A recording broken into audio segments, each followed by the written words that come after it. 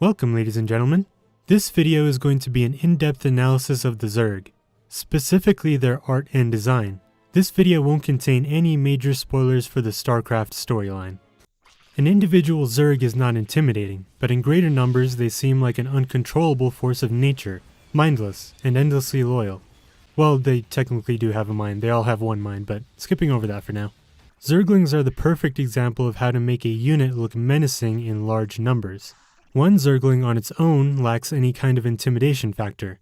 A couple of them look annoying, and a swarm of them look downright gross, but menacing. There is very little negative space between their bodies. Zerglings may seem spaced out if you were to zoom in, but at a normal view distance, they look as close together as ground units can get without becoming messy and unmanageable from a gameplay perspective. For comparison, you can think about a swarm of ants. At their level, they may feel decently spaced out, but from our perspective, they seem like a large clump of black. Every unit is designed to look intimidating in proportion to how many of them the player is expected to make, as well as being designed in proportion to its power. Zerglings are uninteresting in small numbers, but look menacing in large groups. This is because you're expected to make a mass of Zerglings. The same concept can be applied to Ultralisks. They're made to look more menacing in smaller numbers because the game doesn't expect you to produce them in huge quantities. That's why 2 or 3 Ultralisks look imposing, while 2 or 3 Roaches look like nothing. To create the gross aesthetic of the Zerg, they were probably modeled after something naturally unappealing to humans. You can usually see the animals that the Zerg were likely designed after in their character models, and then they were even further mutated from there. Skeletal landmarks are the locations at which the bones are closest to the surface of the body. The elbow or clavicle would be a good example of this on a human. The Zerg use skeletal landmarks almost to an excess, and in some cases, the entire body can be a large skeletal landmark. There's little to no meat or organs separating the bones from the skin, helping to produce the unnatural or gross aesthetic of the Zerg. There is a minimal amount of curvature in the Zerg silhouette. When the bodies of Zerg creatures are rounded, those curves are interrupted by skeletal and angular features, to avoid having clean curves in the Zerg silhouettes. This angular silhouetting is in stark contrast to the soft and aesthetically pleasing curves of the Protoss, and is used to display the sense of menace that is iconic for the Zerg race. The swarm host may provide some dissonance with its rounded back and round eggs, but this dissonance is used to visually communicate the harmless nature of the swarm host, as the host itself is fairly weak. Its minions, however, follow the normal Zerg aesthetics. Another very rounded creature is the Zerg work unit, which is also rounded to relay its harmlessness. The most difficult challenge when making a large number of characters in a video game is making the characters look visually cohesive as a whole. Making one unit is difficult, but making dozens of units that have to look consistent is a real time-consuming challenge. The easiest sense of consistency comes from color. Color quickly defines a race and the team each unit belongs to. If this aspect of any race's aesthetic seems trivially simple, that's because it is. But color is often so trivial that it gets overlooked. The Zerg's relationship with the environment, however, is not aesthetically cohesive whatsoever. Creep is alive and dynamic, unlike the static environment it overtakes. Creep is pretty nasty, which is in line with the Zerg's aesthetic, but is not in line with the mostly clean, neat environments of Starcraft II multiplayer. But this dissonance with the environment is not by accident. Creep is used as both a gameplay tool and a storytelling device. Let's think about Mario really quickly. I'm not actually going to show any Mario gameplay, because I don't want this video to get taken down. But we can all picture what Mario looks like in our heads.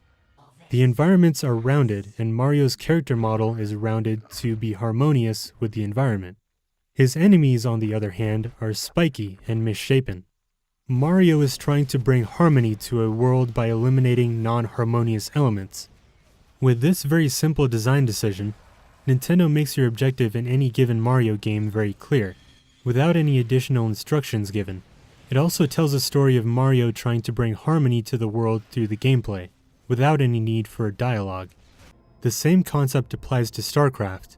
The Terran and Protoss are trying to bring harmony to a world by eliminating non-cohesive elements, that being the Zerg.